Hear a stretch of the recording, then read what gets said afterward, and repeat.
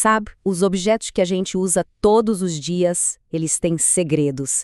E hoje vamos desvendar uma história surpreendente que a mobília que temos em casa tem para contar. É uma boa pergunta, não é? Dá uma olhada aí na sua cadeira, na sua cama. Já parou para pensar de onde elas vieram de verdade? A resposta, olha, é uma viagem no tempo e é bem mais surpreendente do que a gente imagina. É isso mesmo, a gente está falando de algo mais antigo que as próprias pirâmides. Antes mesmo dos egípcios sonharem em construir aquelas maravilhas, os nossos antepassados já estavam lá, sentindo a necessidade de organizar o espaço, de criar um cantinho mais confortável. É um dos impulsos mais básicos da civilização. Então, vamos mergulhar de cabeça nisso. O que a gente está vendo aqui é Skarabrae, um sítio arqueológico lá do Neolítico. E é exatamente aqui, de um jeito que ninguém esperava, que a gente encontra os primeiríssimos vestígios de mobiliário em toda a história da humanidade. Então, vamos começar pelo começo, né? O ponto de partida de tudo. As formas mais básicas, mais primordiais, que os nossos antepassados encontraram para moldar o mundo ao redor deles. Olha que interessante isso aqui. Não são só umas pedras empilhadas de jeito nenhum. A gente está vendo estantes, aparadores e até estruturas de cama. Tudo esculpido em pedra, de propósito. É a primeira vez na história que a humanidade basicamente disse: "Ei, eu preciso de um lugar para guardar minhas coisas e um lugar específico para dormir." É a organização nascendo literalmente da pedra. Então, esse aqui é o nosso roteiro, a nossa viagem. A gente vai sair dessas estruturas de pedra super simples e dar um salto direto para a opulência dos faraós, depois para a elegância da realeza na Europa e terminar na revolução que foi o design moderno. Vai ser uma jornada e tanto. E agora, avançando um pouco no tempo, a gente chega nas grandes civilizações. Elas não só usaram a mobília, elas levaram a coisa toda para outro nível, transformando em arte e, claro, em símbolo de poder. E essa imagem aqui ilustra isso perfeitamente. Foi encontrada no túmulo de Tutankhamun. E, claro, isso é muito mais do que um lugar para sentar. É um trono. Olha só os detalhes. Os pés em forma de patas de animais. Essa era uma característica super marcante da mobília egípcia, sabe? Era para mostrar a ligação entre o poder dos deuses e o poder aqui na Terra. Aqui a gente vê duas filosofias bem diferentes. De um lado, os egípcios, com aquelas peças monumentais, feitas para cerimônias. Do outro, os gregos e romanos, que preferiam móveis menores, mais funcionais, com proporções harmônicas, sabe? Eram peças pensadas para o dia a dia, mas ainda assim feitas com materiais nobres, como bronze e mármore, que refletiam a cultura deles. E esse aqui é o Lectus Romano. É basicamente um sofá-cama, onde eles se deitavam para comer, conversar, relaxar. Então, se alguém aí já comeu uma pizza no sofá, saiba que está seguindo uma tradição milenar. Essa peça é a prova de como a funcionalidade e o conforto começaram a se misturar. Agora vamos dar mais um salto no tempo para ver como a mobília evoluiu. A gente vai da pura necessidade de sobrevivência na Idade Média até uma explosão de luxo nas cortes da Europa. Aqui, o ponto-chave é o contexto.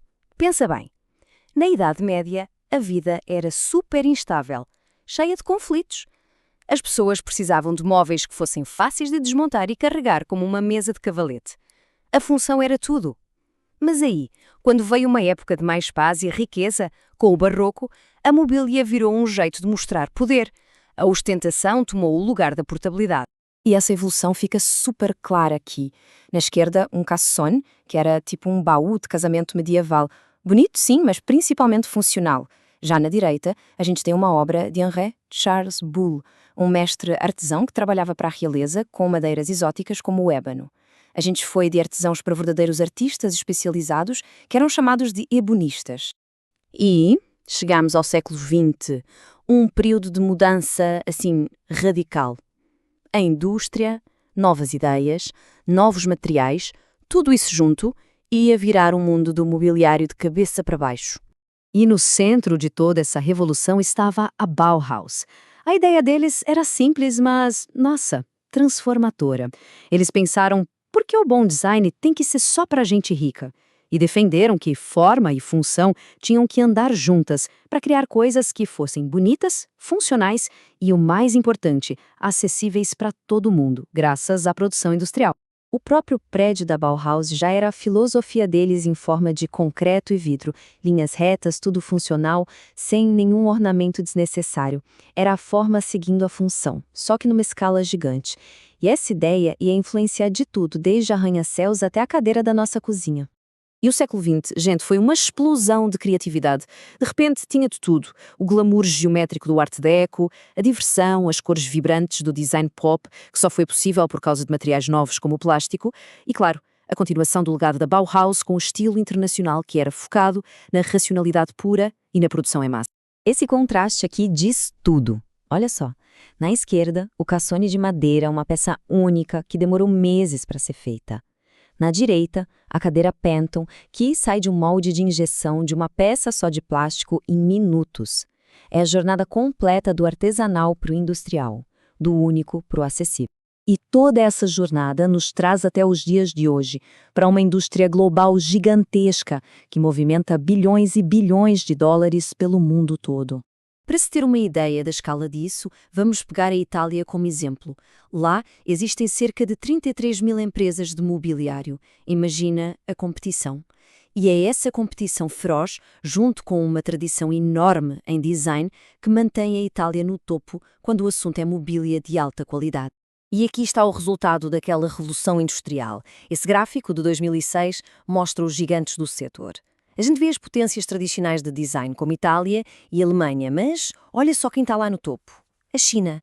Ela pegou aquela ideia da produção em massa que a Bauhaus sonhou e se tornou a nova fábrica do mundo. E os números mais detalhados contam a mesma história. A liderança da China é indiscutível. Mas o que eu acho mais interessante aqui é a diversidade da lista. Tem Polónia, tem México, a produção de móveis virou um jogo global. E tudo isso é um resultado direto daquela jornada que começou com umas pedrinhas na Escócia. Essa citação resume perfeitamente a nossa viagem.